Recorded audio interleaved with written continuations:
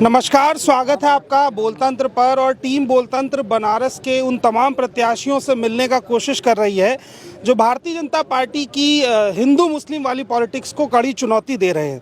हमारे साथ शिवपुर विधानसभा के प्रत्याशी हैं। पहला सवाल तो यही है कि बनारस में जहां भाजपा सबसे ज़्यादा मजबूत मानी जाती है, वहां उसके घर में उसको चुनौती देने के मुद्दे क्या हैं?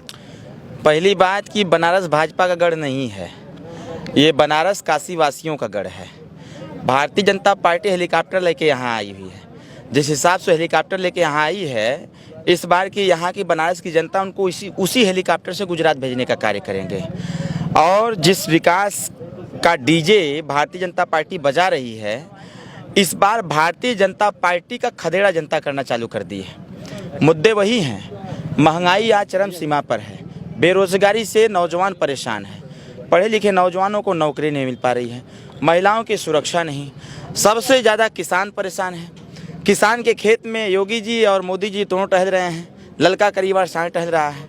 किसानों का ध्यान भटकाया जा रहा है, किसानों को परेशान किया जा रहा है। तो इस बार का जो चुनाव है वो न तो हिंदू मुस्लिम पर है, न ही भारत पाकिस्तान पर है, न तो भारत चाइना पर है, और न ही काले धन पर है। इस बार का चुनाव उत्तर प्रदेश में बदलाव के लिए है। बदलाव सामाजिक, शैक्षणिक, राजनीतिक और आर्थिक दृष्टिकोण से।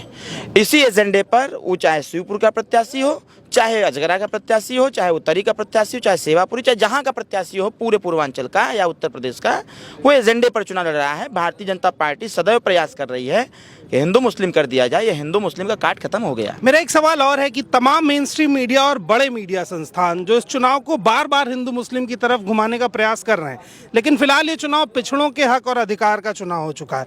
सवाल ये कि मेन स्ट्रीम मीडिया का जो रवैया है पिछले 4 साल से किसी एक विशेष पार्टी की भक्ति का, उसको किस नजरिए से देखते हैं और जनता अब इसके खिलाफ क्या तैयारी कर रही है? देखिए, लोकतंत्र का चौथा स्तंभ है।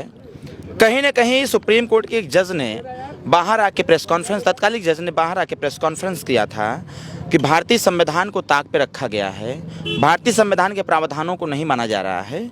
कहीं न कहीं उस जज साहब ने इस बात को इंगित करने का प्रयास किया कि देश के जो 4 स्तंभ है, न्यायपालिका, कार्यपालिका, व्यवस्थापिका और पत्रकारिता, जब वो 3 तंत्र अपने जिम्मेदारी का निर्वहन नहीं कर रहे हैं, संविधान के अनुरूप नहीं चल रहे हैं, तो फिर पत्रकारिता कहाँ चल पाएगी?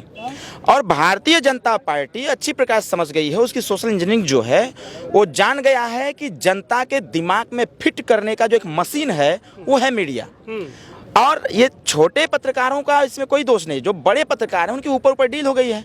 भाई, एक तोता जो पालता है, उसका मालिक जो उससे बोलता है, तोता वही बोलता है, मालिक जो बुलवाता है, तोता वही बोलता है। तो इस बार का चुनाव ना तो मीडिया लड़ रही है, इस बार का चुनाव ना तो भारत पाकिस्तान पर है, इस बार का उत्तर प्रदेश का चुनाव उत्तर प्रदेश की जनता लड़ रही है भारतीय जनता पार्टी से। शिवपुर के अगर मुद्दों की बात करें, जमीनी मुद्दों की, तो कुछ वो खास मुद्दे जिन पर बीजेपी पिछले 4.5 साल में नाकाम रही है, वो मुद्दे क्या हैं?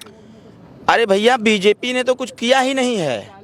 मुद्दे तो लोग हमारा हाथ पकड़ के खींच के लेके जा रहे हैं कि चलो चलो, ही रास्ता देख, हई नाली देख, हई तार गयल बा, सरवा टूट के गिर जात बा, होके देख।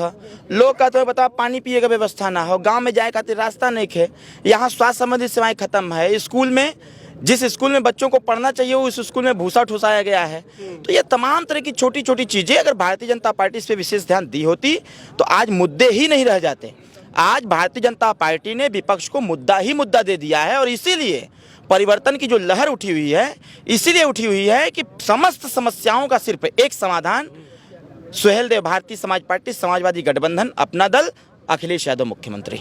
वो जो 10 तारीख की योगी आदित्यनाथ की गोरखपुर की टिकट कराई है आप लोगों ने, तो क्या तय माना जाए कि वो जाने वाले हैं गोरखपुर? एक गाना बजेगा 10 तारीख को कि चल सन्यासी मंदिर में, यूपी में तेरा काम नहीं।